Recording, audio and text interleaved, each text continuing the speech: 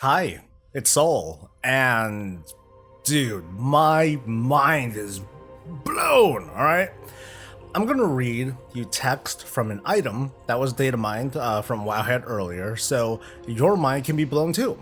And then we're gonna go back and try to pick up the pieces. So here it goes. I'm just gonna get right into it, and of course, spoiler alert. The letter writes, "To our most wondrous and resplendent master.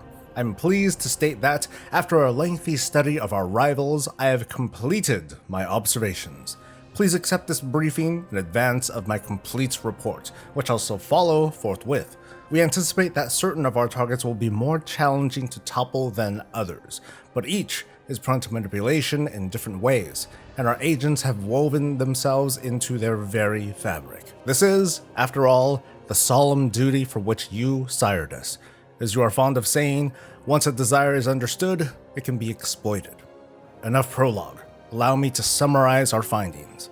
In many ways, the Titans will be the easiest to manipulate. Their singular goal is to impose structure upon everything they see. Show them a force that opposes their drive for order, and they will be consumed by their urge to eradicate it. Their pantheon, so seemingly united in purpose, is vulnerable to fracturing. The Void Lords all but welcome us with open arms. They're so preoccupied with their thousand truths that they ignore the lies we sow in their very midst. I believe we can leverage their vast reach to position them as a foil against our other rivals. We remain wary though. Since they are observant of multiple outcomes, it is conceivable they could anticipate our coming. Similar to the Titans, the Naru and their keepers are singular in purpose. Their adherence to a linear path is an obvious shortcoming. They savor nothing more than being proved right, so if they believe they have converted one of us to their precious light, they will trust that agent implicitly. The adherents to life are the most insidious of opponents, perhaps because their nature is so antithetical to our own. Still, we learn much from observing the link between their plane and Ardenweald, and have high confidence that a vulnerability has been identified. Our operative has already gained the trust of her target. And as previously discussed, our position within the plane of disorder is proceeding flawlessly. Consuming fell energy is not a pleasant process, but a necessary one. The deception you have architected will bear fruit in the ages to come. As ever, we shall serve as your unseen hand. We will poison every host foolish enough to invite us into their midst. I remain, as always, your faithful servant. Love, Bob. So let's start talking. This text comes from an item called Enemy Infiltration Preface. It has no known drop location, no indication that this will actually make it into the game other than that it's already in the game files, and there's been plenty of stuff that's been data mined that's turned out to be nothing, so this could turn out to be a huge red herring. But that wouldn't be fun, right? So let's just dive deeper into this text and speculate. First off, who wrote this? The flavor text on the item says that the signature was wiped off, so that's real convenient because we can read the rest of this. That actually hurts some of its credibility because there's so much to glean here. The letter itself could be a deception to get readers like us to look in every which way direction except for the right one. And what sort of idiot writes something like this down on a piece of paper or whatever so some champion of Azeroth could one day come and loot it? A dumbass? A deceiver, like I said, or someone with hubris. The letter tells its recipient, as you are fond of saying, once a desire is understood, it can be exploited. So I think we can safely count on this phrase being said at some point during Shadowlands, and it better be audio, too. I mean, maybe it's already out there and we just need to kind of sift through the data mine text and find it, and then boom, we'll have it. The master is male. The letter says that this is, after all, the solemn duty for which you sired us. The master apparently can create in this sort of way, much like Sire Denathrius, the master of Revendreth. It almost seems too obvious, and, it's most likely that's the case, that for some malicious reason, Denathrius created the Dreadlords an extremely long time ago during the golden age of the Titan Pantheon. I know I skipped ahead there, but, let's go back to the letter. Whoever wrote this is extremely old and knowledgeable. They know as much as we do, the players who are beyond this fourth wall. They happen to know the pieces on the board, they know the cosmology, the way the Great Dark Beyond works, but from a different perspective, one where the letter writer can look down on everyone else. Each is prone to manipulation in different ways, and our agents have already woven themselves into their very fabric. Typical Dreadlord speak, right?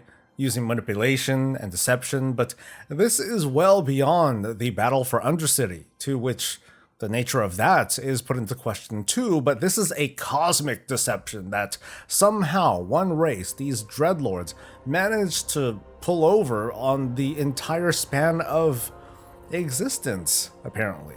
So let's get into all the smack talk this writer does. The Titans are easy to manipulate, the letter says, but I've got to say, this person's a little bit full of themselves.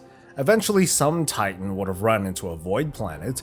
Maybe Sargeras followed some breadcrumbs, but given that he and Agrimar were kind of like those frontline guys that were doing most of the killing, nothing would have changed maybe. Or maybe Agrimar would have been the crazed Fell Titan that was bent on humping Azeroth, but all in all, things worked out really great for the letter-writing person. The Void Lords are called out by name. It's interesting because not everyone calls them out like that, especially as if it was like, oh yeah, we met them, they want us in their club, but their paranoia lets them be easily manipulated, which I'm going to comment more on later when I critique the story beats. When referring to the light, the letter presumes that if they believe they have converted one of us into their precious light, they will trust that agent implicitly. In our speculation that a Dreadlord is writing this letter, we turn to Lothraxion, a Dreadlord who's been hanging out on the Vindicar. We've seen evidence that the light can be deceived, like Archbishop Benedictus in the Days of the Cataclysm expansion. But I would figure that Zira, the Prime Naru, would smell something fishy about Lothraxion if he is in fact a construct or a creation of Denathrius. And then there's the process of being light forged and so on and so forth, and it's by proximity, you would just figure, right? The letter refers to the adherents to life as the most insidious of opponents, which reads as funny, but I guess it's predictable. I admit I don't understand Ardenweald very well. I look at that place as the kind of place where nature spirits return to when they die, and it's like, losing a game and waiting in the lobby for the next game to start. But Ardenweald doesn't seem to be the final goal, just a vehicle to it, and it's actually the plane of life itself. And the letter writer has a female operative on the inside who's close to her target. But who? And in the greater context, is that really so important to us? Because whoever this was won't have a very strong connection to our characters. I don't think our minds are going to be so blown when we see that the culprit is anyone close to the Winter Queen, like, ooh, wow, big revelation. When the letter refers to the plane of disorder, which is another weird, beyond the fourth wall tick for me, things are going well, proceeding flawlessly, actually, which lets us speculate that this letter is from the very distant past. Going back, the letter says that the Titans will be the easiest to manipulate. This tells me that all the Titans the letter writer knows about are doing okay. Nothing's happened yet. Meanwhile, whatever's going on the plane of disorder is proceeding, present tense. So the plan could be for the Dreadlords to position themselves in the twisting nether, all demonic and fell happy, so that way when a wayward Titan happens to be looking for power and an army to burn the universe, they're there waiting for him. Or her. It could have went a bunch of ways at this point. There's just too much to soak in, so I'm going to start getting a little bit more ranty here.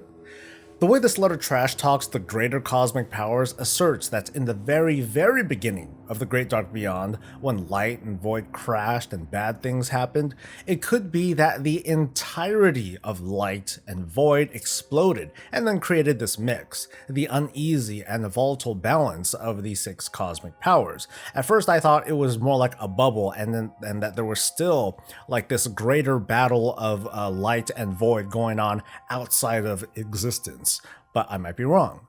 Certain beings, like the Void Lords and whatever the Naru's keepers are, may exist on a different plane, but are just as vulnerable as anything else. Maybe. The letter writer and the other agents of death may be acting out the nature of their creator, who is maybe Sire Denathrius, but it doesn't quite explain his relationship with Zoval, aka the Jailer. Denathrius is sort of free to do what he likes, but decides to do the Jailer's bidding. Or at this rate, it's like the other way around, and Denathrius is the #1 manipulator of all things Warcraft. Which would be ironic because he's also the boss of the first season of Shadowlands, so despite this letter that explains tens of thousands of years of planning, it all boils down to 30 plucky heroes queuing for LFR that want to farm him for legendary recipes, yeah. But he's not gonna die, is he? No, of course not. And even if he did, what does that mean anymore? Am I right? We've pretty much gone into like Dragon Ball and Marvel DC territory of what is death. I go back to my original theory of the universe where light and void are fighting to reach an endgame, where all of existence is consumed in eternal light, or shadow, which is the same thing as a return to nothingness. Death is sort of nothingness, it just smells worse. Disorder isn't exactly nothingness, but it's more like a chaotic stillness or lack of progression. Order is the same, but it's the opposite, so consider that to be a crystallized stillness. And life is a constant churn of growth and consumption that ends in a singularity, with nothing left to feed on, and then poof, nothing. Kinda lonely. The balance of the great dark beyond is constantly at stake, and I guess right now it's Death's turn to play around. Although if this letter is accurate, maybe it's been Death's turn this whole time. It feels awkward playing as a lowly champion of a single planet, and now we're gonna take an even bigger role on the cosmic chessboard, but here we are.